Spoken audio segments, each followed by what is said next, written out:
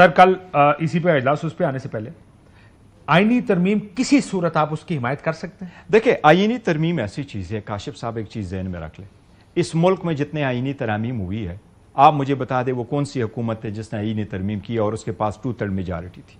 17th amendment, 18th amendment, 21st amendment, 25th amendment, कभी किसी के पास 2/3 मेजॉरिटी होती है। कंसेंसस डेवलप करते हैं और पब्लिक स्पिरिटेड चीज़ें आती हैं, then the people do the amendment. India की मैं आपको मिसाल देती हूँ, 105 अमेंडमेंटें हुई हैं, 52 अमेंडमेंट से हुई हैं 1984 से पहले और 53 अमेंडमेंट्स हुए 1984 के बाद। 1984 के बाद किसी एक गवर्नमेंट के पास भी 2/3 मेजॉरिटी नहीं आई और 1984 से पहले सिर्फ 3 मरतबा इंदिरा के पास, नेहरू के पास और राजीव के पास 2/3 मेजॉरिटी लोग बताते हैं। आपका बुनियादी इसमें जो है ना, पर कंसेंसस बिल्डिंग होनी चाहिए। नहीं, मैं ये कह रहा हूं कि इनकी टाइमिंग्स जिस तरीके से ये लेके आए और ये कह रहे हैं कि जी हमारे चार्टर ऑफ डिमांड में ये था, चार्टर ऑफ डेमोक्रेसी में ये मौजूद था, और जिस तरह से थीम ये लेके आ रहे हैं, जजेस को ट्रांसफर करना सिर्फ और सिर्फ जुडिशरी को अटैक किया। आज बिलावल साहब ने कहीं कहा इंटरव्यू में, उन्होंने कहा कि हम इस चीज के हक में नहीं है कि जो हुकूमत है वो ट्रांसफर राइट उनके पास हो, लेकिन मेरा तो ये ख्याल है कि ये राइट चीफ जस्टिस के पास भी शायद मुश्किल से होना चाहिए। जजेस के जजेस दो तीन चीजें, क्योंकि आप तो जज भी अपने होते हैं ना, एक तो आप कोड बनाते हैं ना, दिस इज वन थिंग। दूसरी जो आप जुडिशरी, अगर ये वाली अमेंडमेंट इस मरतबा उठा ले तो ये कंप्लीटली जो है ना जुडिशरी आइसोलेटेड, जुडिशरी उसके पार काटने की है ना सारी। हाँ, उनको आप मर्जी से नहीं करते, आप अपने अगर कौन सा चीफ जस्टिस होगा जो आप उनको दे रहे हैं, लेकिन सर किसी सूरत आप उसका हिस्सा बन सकते हैं किसी। हमारे पास मैं सिर्फ पहली चीज ये जानना चाहता हूं कि तहरीक इंसाफ क्या ये अब भी इस बात पे खड़ी है कि ये गैर नुमाइंदा असेंबली है, ये जाली असेंबली है, जैसा मौलाना साहब ने कहा, हम तो इसके साथ बातचीत कर ही नहीं सकते, या आप ये कह रहे हैं कि बातचीत हो सकती है, किसी इदारे को तबाह नहीं करने? ये हमारा एक परसेप्शन है कि जी आप ना करें, आपके पास ये मैंडेट नहीं है, लेकिन पहला मुतालबा तो हमारा यही था। As we speak up today, as we speak, हमारे पास कोई मुसव्विदा गवर्नमेंट का कोई कहीं भी नहीं पड़ा हुआ कि उन्होंने क्या रखा हुआ है। और जिस दिन हमारी बात हुई है, मैं वो भी आपको बताऊं, स्पेशल कमेटी भी नहीं, वो पार्लियामेंटेरियन के लिए बनी थी। हमारा एक दिन इस पे बात हुई कि सैटरडे को जब असम्बली का सेशन रखा गया, हमने पूछा कि असम्बली का सेशन ऑल ऑफ सडन आप लोगों ने सैटरडे को क्या रखा, क्या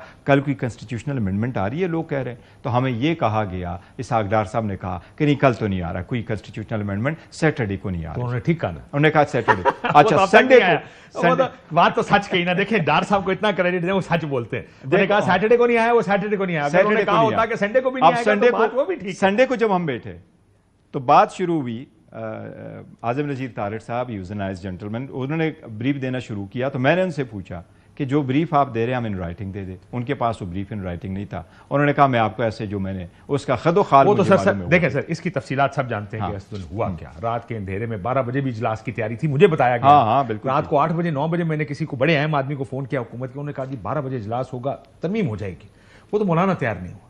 give credit to Maulana, credit is due. मौलाना साहब खड़े हुए, उन्होंने कहा जी ये तरमीम के हक में नहीं। अब क्या होता है मैं नहीं जानता, लेकिन वो तरमीम आपके लोटे आपकी पार्टी के लोटे बनने नहीं हो सकती। नहीं, वो नहीं हो सकते। इंशाल्लाह हमारे बंदे इनके हाथ नहीं आते। और मैं आपको एक और चीज, आपने सुना पेशावर में छुपाया, हुकूमत को गलतफहमी हो रही है। जिस वक्त ये वोटिंग के लिए बुलाएंगे, मैं आपको ये भी कहूँ, इनके अपने लोगों ने उनको वोट नहीं देना।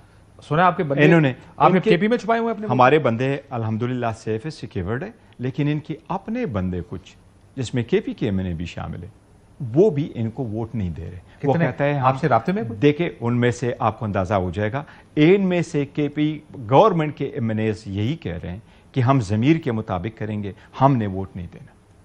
आपको केपी के, ये मैं आपको हुकूमती एमएनए नहीं, मैं हुकूमती एमएनए, जिसमें से 2 पंजाब के केपी के भी है और इधर पंजाब के भी, वो कह रहे हैं हमने जमीर के मुताबिक वोट देना होगा, हमने वोट नहीं देना इस कॉन्स्टिट्यूशन, चाहे वो हम डिस्क्वालीफाई हो जाए। लेकिन आपके लोग कहीं नहीं जा रहे, हमारे लोग इंशाल्लाह हमारे साथ होंगे और पेशावर में सिक्योर रख रहे हैं। पेशावर में सिक्योर है, जहां भी है, लेकिन सिक्योर है अल्हम्दुलिल्लाह। We are trying our best कि वो सिक्योर है। 2 स्पीकर साहब ने आज लेटर लिखा है। आखिरी सवाल, ये जो लेटर लिखा गया है, देखिए ये एक दूसरी कोशिश है 2/3 अक्सरियत लेने की। इलेक्शन कमीशन का रोल आपको पता ही, अगर ये फर्ज करे कल इजलास बुला लिया इलेक्शन कमीशन ने और वो कहता है जनाब हम सुप्रीम कोर्ट के फैसले को नहीं मानते क्योंकि हम ज्यादा बड़े फिलोसफर आईनी माहिर हैं, हमारा ये ख्याल है कि वो फैसला गलत है और पार्लियामेंट की कानून साजी ठीक है, ये जो 41 कम से कम सीटें हैं इसके मुताबिक रिजर्व सीट हम हुकूमती इत्तेहाद को दे रहे हैं। ये नहीं हो सकता। उसकी रीजन यही है, पहला फैसला सुप्रीम कोर्ट का आया 12 जुलाई को। सेकंड एक्सप्लेनेशन पे इलेक्शन कमीशन ने मांगा कि किसकी हम एक्सेप्ट करें। 39 की नोटिफिकेशन हो गई, हमारी 38 एमएनएस की नोटिफिकेशन होना है। फिर सुप्रीम कोर्ट में दरखास्त इलेक्शन कमीशन ने फाइल की, जिस पे सुप्रीम कोर्ट ने 4 पेज का एक्सप्लेनेशन 14 सितंबर को लिखा। और 14 सितंबर के बाद इलेक्शन कमीशन ने ऑन पर्पस 8 मरतबा हेयरिंग की, लेकिन एक पैराग्राफ वो कहते हैं कि हमें ये समझ नहीं आई। और वो जो हमने लेटर लिखा, सुप्रीम कोर्ट को भी हमने लेटर लिखा कि नए कानून भी एप्लीकेबल नहीं है, सुप्रीम कोर्ट ने क्लियर किया। तो स्पीकर साहब का लेटर पे अमल दरामद इसलिए नहीं हो सकता कि ऑलरेडी इलेक्शन कमीशन भी लेटर लिख चुकी है, एप्लीकेशन फाइल कर चुकी है बिफोर द मेजॉरिटी जजेस, और हम भी कर चुके हैं। उस पे जो फैसला आएगा उसके मुताबिक होगा। और हमें उम्मीद है इंशाल्लाह। और इसमें एक और चीज, ये रिजर्व सीटों ज्यादा उम्मीदें ना रखिएगा। ना, रिजर्व सीटों का मैं बताऊं, उम्मीदें नहीं।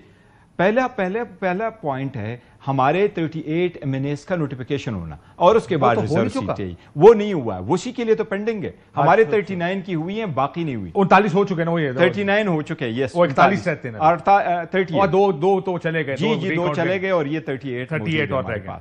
बिल्कुल ठीक है। तो आप कह रहे हैं उस नोटिफिकेशन का नजारा